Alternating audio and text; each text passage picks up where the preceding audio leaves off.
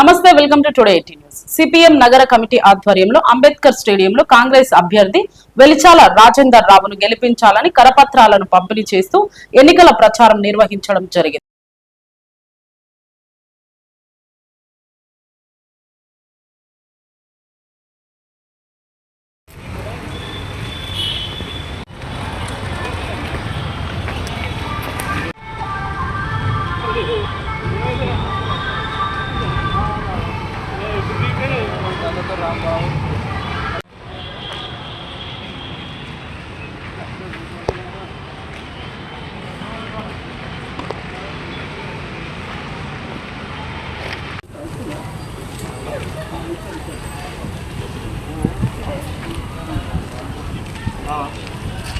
Okay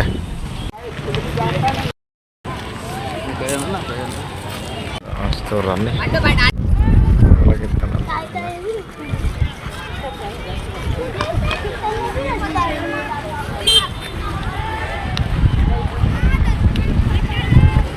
వేసుకుంటా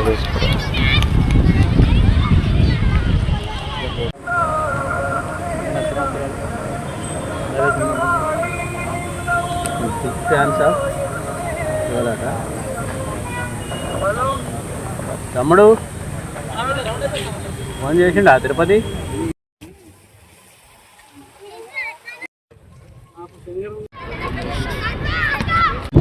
CPM నగర committee ఆధ్వర్యంలో ఎన్నికల ప్రచారం నిర్వహించడం జరిగింది.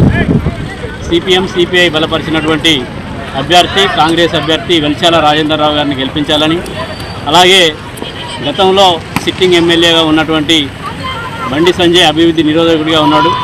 మతోన్మాదాలు కులాల మధ్య మతాల మధ్య చిచ్చుపెట్టి రాజకీయ పబ్బం గడుపుకునేటువంటి బండి సంజయ్ని ఓడించి వెలిచాల రాజేందర్ రావును గెలిపించాలనే ఉద్దేశంతో ఈరోజు ఎన్నికల ప్రచారం నిర్వహించడం జరిగింది. ఇప్పుడు బీజేపీ ప్రభుత్వం చెప్తా ఉంది, మోడీని చూసి ఓటేయండి, రాముని చూసి ఓటేయండి అని చెప్తా ఉన్నారు. గతంలో అభివృద్ధిని చూసి ఓటేయమని చెప్పేవారు. సంవత్సరానికి 2 కోట్ల ఉద్యోగాలు యువత కల్పిస్తానని నరేంద్ర మోడీ అధికారంలోకి వచ్చి ఇప్పటి వరకు కనీసానికి 2 లక్షల ఉద్యోగాలు కూడా కల్పించలేదు. అట్లాగే మణిపూర్లో మహిళలను నగ్నంగా ఊరేగిస్తూ ఉంటే కూడా అక్కడ బీజేపీ ప్రభుత్వం రాష్ట్రంలో ఉంది, కేంద్రంలో ఉంది. వారిపైన కూడా ఎలాంటి చర్యలు తీసుకోకుండా క్రికెట్ మ్యాచ్లు చూసుకుంటూ నరేంద్ర మోడీ పబ్బం గడిపాడు తప్ప అక్కడ ప్రజా సమస్యలు పరిశీలించలేదు. అట్లాగే నిత్యావసర సరుకుల ధరలు విపరీతంగా పెరిగాయి. పెట్రోల్, డీజిల్, గ్యాస్ ధరలు కూడా పెరిగాయి. అలాగే నల్లధనాన్ని తీసుకొచ్చి ప్రజల అకౌంట్లో 15 లక్షలు జమ చేస్తామని చెప్పారు నరేంద్ర మోడీ. ఇప్పుడు ఇవన్నింటినీ పక్కకు వదిలేసి గాలి మాటలుగా వదిలేసి మళ్ళీ ఇప్పుడు నన్ను చూసి ఓటేయండి అని చెప్తున్నారు. మోడీని చూసి అంటే తెల్లగడ్డాన్ని మోడీ ఛాతిని చూసి ఓటేయాలి అని చెప్పి మీ సందర్భంగా అడుగుతూ ఉన్నాం.